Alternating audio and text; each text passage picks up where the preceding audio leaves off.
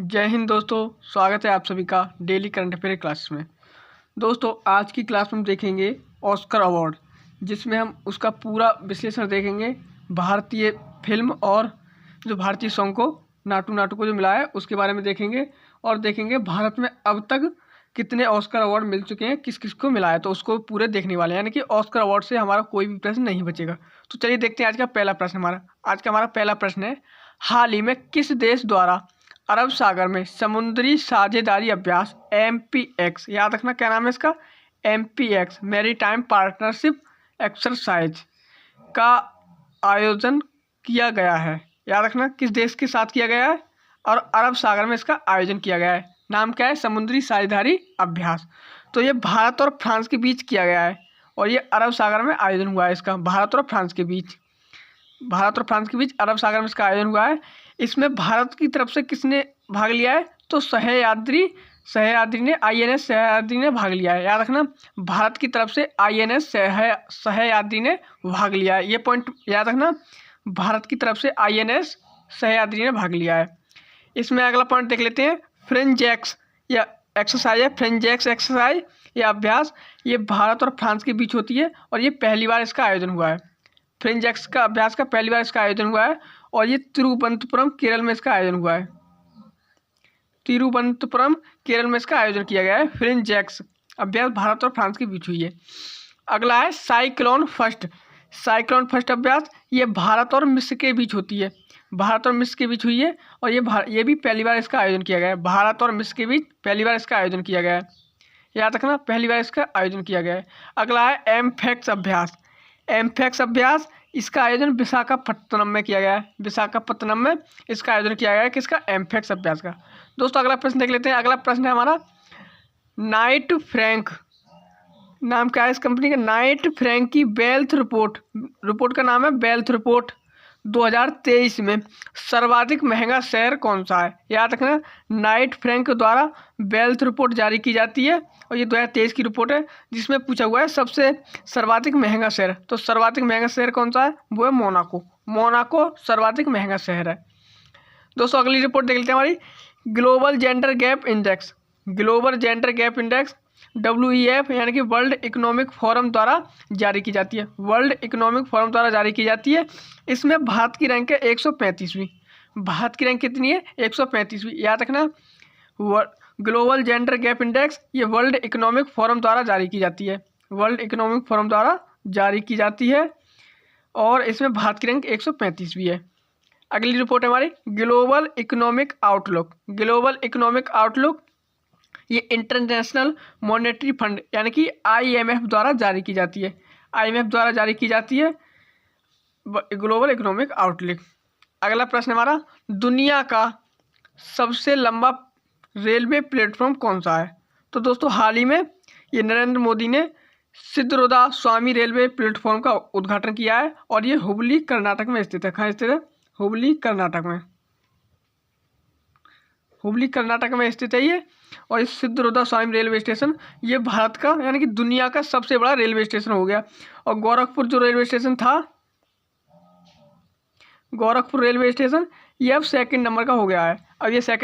पहला हो गया सिद्धरुदा स्वामी रेलवे स्टेशन जिसकी लंबाई है 1507 मीटर इसकी लंबाई है और ये कर्नाटक के हुबली में स्थित है। याद रखना अब गोरखपुर नहीं है, अब गोरखपुर दूसरा हो गया और जो है सिद्धरुदा स्वामी रेलवे स्टेशन ये पहला हो गया यानी कि सबसे बड़ा हो गया दुनिया का। अगला इसमें पॉइंट है शिवमोगा एयरपोर्ट ये कर्नाटक में स्थित है। शिवमोगा एयरपोर्ट कर्नाटक। कंबाला दौड़ ये भी कर्नाटक में स्थित है। हम्पी है वो कर्नाटक में स्थित है। अगला है विजयनगर साम्राज्य की स्थापना हरिहर बुक्का ने की थी 1336 ईस्वी में विजयनगर साम्राज्य की स्थापना की गई। दोस्तों अगले प्रश्न को देख लेते हैं, ऑस्कर अवार्ड के बारे में। दोस्तों अगला प्रश्न हमारा ऑस्कर अवार्ड के बारे में। दोस्तों ऑस्कर अवार्ड के बारे में सारा विश्लेषण देखेंगे, ये किस किस को मिला है और इसकी कब शुरुआत हुई और भारत में कितनी बार मिल चुका है। तो दोस्तों आज का हमारा चौथा प्रश्न है, सर्वश्रेष्ठ मूल गीत श्रेणी का ऑस्कर पुरस्कार 2023 किसे प्रदान किया गया है? तो याद रखना अगर मूल गीत श्रेणी का पूछ लिया जाए तो ये भारतीय भारतीय सॉन्ग है नाटू नाटू, उसको दिया गया है, नाटू नाटू को दिया गया है। और ये RR फिल्म का नाम क्या है, RR है, RRR फिल्म का नाम है। दोस्तों बात करते हैं ऑस्कर अवार्ड की। तो ऑस्कर अवार्ड इसकी शुरुआत 1929 में इसकी स्थापना हुई थी। 1929 में ये शुरू हुआ था और ये पहली बार ही 1929 में दिया गया, पहली बार 1929 में दिया गया। इस बार 95 नंबर के हैं। कौन से नंबर के हैं याद रखना, इस बार 95 नंबर के हैं जो लॉस एंजल्स में दिए जा रहे हैं, लॉस एंजल्स में दिए जा रहे हैं। बात करते हैं भारतीय सॉन्ग नाटू नाटू की। तो ये नाटू नाटू को मिला है जिसमें इसके जो संगीत, जिन्होंने संगीत लिखाया दिया है संगीत, वो है MM किरवानी, जिन्होंने ये संगीत दिया है, MM किरवानी जिन्होंने संगीत दिया है। और ये इसके जो शब्द हैं वो किसने लिखे हैं, वो लिखे हैं चंद्र बोस ने इसके शब्द लिखे हैं। और ये है सिंगर कौन कौन है इसके जो गाया है उन्होंने, सिंगर है उसके राहुल सिपलीगंज और काल भैरव, ये इसके सिंगर हैं। और इस सॉन्ग को लिखा किसने है, तो चंद्र बोस ने इसके शब्द दिए हैं और MM किरवानी ने इसका जो संगीत दिया है। याद रखना नाटू नाटू के बारे में। अब बात कर लेते हैं भारतीय फिल्म एलिफेंट बेहस्पर्स, फिल्म का नाम याद रखना, एलिफेंट बेहस्पर्स, जो शॉर्ट डॉक्यूमेंट्री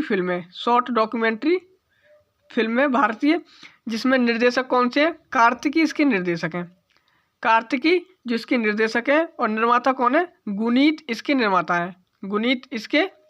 है, याद रखना एलिफेंट बेहस्पर्स के बारे में। ये भारतीय फिल्म है, इसको भी ऑस्कर अवार्ड दिया गया है, इसको भी अब की बार ऑस्कर अवार्ड दिया गया है। अब बात करते हैं ऑस्कर भारत में अब तक का सफ़र, यानी ऑस्कर का जो भारत में अब तक सफ़र रहा है उसके बारे में देख लेते हैं किस किस को मिला है। तो बात करते हैं, पहला है भानु अथैया को इन्हें पहली बार दिया गया, फर्स्ट बार दिया गया था 1983 में दिया गया था पहली बार। ये पहली भारतीय हैं, याद रखना पहली भारतीय। कौन सी फिल्म का नाम क्या है, तो गांधी फिल्म है, गांधी फिल्म में दिया गया किसके लिए, कॉस्ट्यूम डिजाइनिंग के लिए दिया गया, कॉस्ट्यूम डिजाइनिंग के लिए इन्हें दिया गया था। अगला है सत्यजीत रे को लाइफ टाइम अचीवमेंट अवार्ड 1981 में दिया गया है। दोस्तों ये प्रश्न इसलिए इम्पोर्टेंट है क्योंकि इस बार भारतीय एक सॉन्ग और एक फिल्म को ऑस्कर अवार्ड दिया गया है, तो इनसे भी प्रश्न बन सकता है। तो life time achievement award Satyajit रे को 1991 में दिया गया था। अगला है जय हो सॉन्ग को ये इस्माइल डोंग मिलेनियर फिल्म के लिए इसका जो सॉन्ग है, इस्माइल डोंग मिलेनियर फिल्म का सॉन्ग है जय हो, इसको दिया गया था। और इसमें जो गायक हैं वो AR रहमान और गुलजार को दिया गया था। दोस्तों बात कर लेते हैं 95 अवार्ड के, ऑस्कर अवार्ड के, जिसमें किस फिल्म को और एक्टर और एक्ट्रेस को किस किस को मिला है। बात करते हैं 95 नंबर के बेस्ट फिल्म के लिए इस बार किसे दिया गया है, तो बेस्ट फिल्म का अवार्ड किसे दिया गया है, तो बेस्ट फिल्म का दिया गया है Everything Everywhere All at Once. याद रखना फिल्म का नाम है, बेस्ट फिल्म का दिया गया है वो Everything Everywhere All at Once के लिए दिया गया है। अगला है बेस्ट अंतर्राष्ट्रीय फिल्म, तो all quite on the western front, ये जर्मनी की फिल्म है, ये बेस्ट अंतर्राष्ट्रीय फिल्म का मिला है। अगला है सर्वश्रेष्ठ अभिनेता या फिर एक्टर, सर्वश्रेष्ठ एक्टर तो है ब्रेंडन फ्रेजर को दिया गया। फिल्म का नाम क्या है, द बेहेल फिल्म के लिए दिया गया है, ब्रेंडन फ्रेजर के लिए। अगला है हमारा सर्वश्रेष्ठ अभिनेत्री, सर्वश्रेष्ठ एक्टरनी का किसे मिला है, तो याद रखना मिशेल येहो को दिया गया है, और फिल्म का नाम क्या है, तो वो है Everything Everywhere All at Once के लिए, जो बेस्ट फिल्म रही है। इसमें 2 पॉइंट आपको याद रखना है, मिशेल येहो और ब्रेंडन फ्रेजर, इन दोनों को याद रखना है, ये बेस्ट अभिनेता हैं और बेस्ट अभिनेत्री हैं।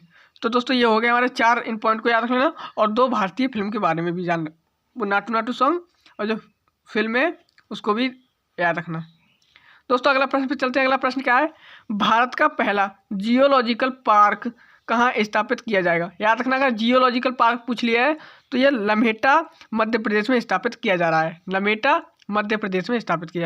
बात करते हैं मध्य प्रदेश में, तो मध्य प्रदेश में है एक नर्मदा नदी, तो उस नर्मदा नदी के बारे में जान लेते हैं। नर्मदा नदी ये अमरकंटक की पहाड़ी से निकलती